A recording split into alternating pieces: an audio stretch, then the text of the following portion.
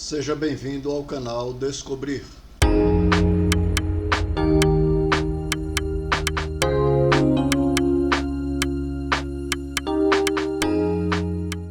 Hoje iremos descobrir sobre a doença dos Lázaros, ou, como hoje é conhecida, hanseníase, que foi descoberta em 1873 pelo médico norueguês, bacteriologista e dermatologista Gerhard Hansen, hoje também conhecido como a doença de Hansen.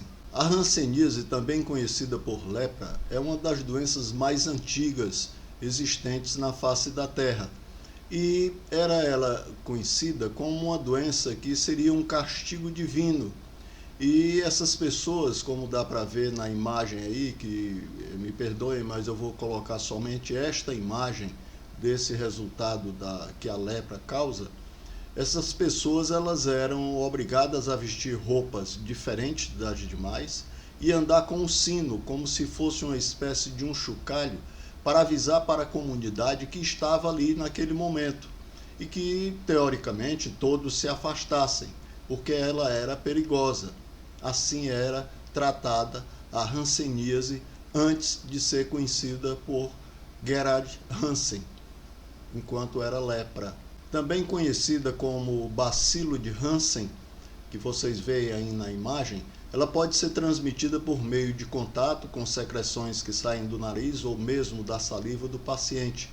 A hanseníase ataca inicialmente a pele e os nervos. O primeiro sintoma é o surgimento de manchas na pele de cor pálida. Nesse local não nascem pelos, não há suor nesses locais e ficam insensíveis. Só que ela também agride rins, agride testículos e outras partes do organismo. Para diagnosticar a hanseníase é necessário consultar um dermatologista. Só que hoje a hanseníase tem cura e toda a medicação é disponibilizada pelo SUS, grátis, para que todos aqueles pacientes que estejam envolvidos de alguma forma com a hanseníase se protejam. Importante salientar que esse tratamento ele tem uma duração longa e, dependendo do grau em que esteja esse paciente, ela pode demorar um pouco mais.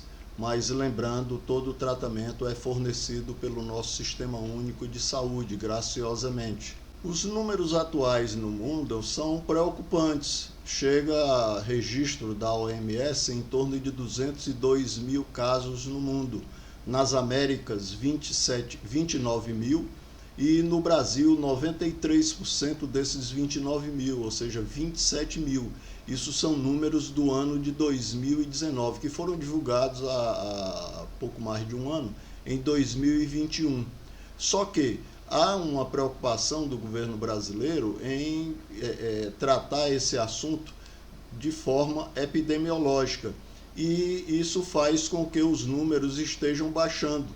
É tanto que em 2020 já foram registrados somente 17.979 casos, ou seja, 10 mil casos a menos.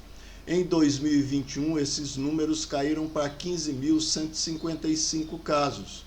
Então, isso é um bom sinal, é um sinal de que nós estamos trabalhando para resolver este problema. No Brasil, os primeiros casos foram registrados no ano de 1600 aproximadamente, século 17. E o primeiro leprosário, ou o primeiro abrigo para doentes de lepra, foi edificado no Rio de Janeiro.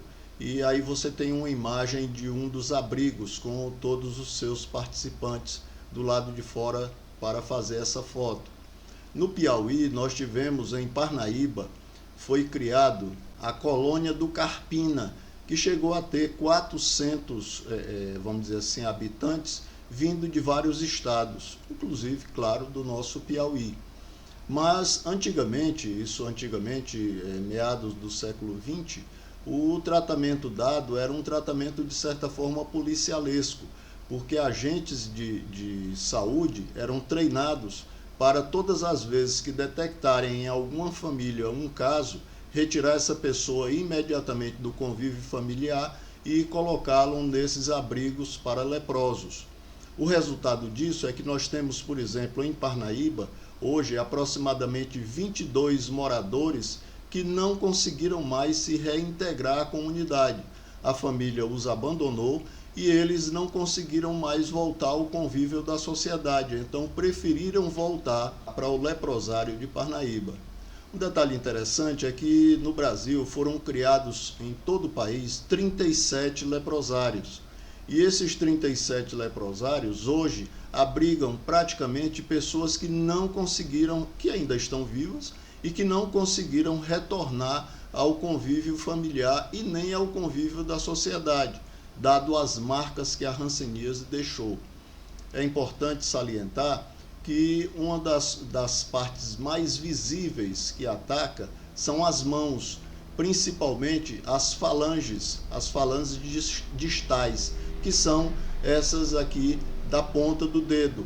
A pessoa vai perdendo essas falanges, ficando apenas com a mão sem os dedos. Apenas para registrar, a colônia do Carpina, lá em Parnaíba, foi fundada em julho de 1931. O tratamento medicamentoso da hanseníase envolve uma coisa chamada poliquimioterapia única, ou PQT-U, e ele vem nas doses adulto e infantil.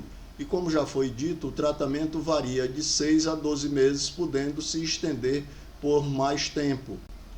Só para ilustrar um pouco o que é vamos dizer assim, a rejeição das pessoas, eu era caixa no Banco do Brasil e trabalhava numa dependência externa que fazia pagamento de benefícios.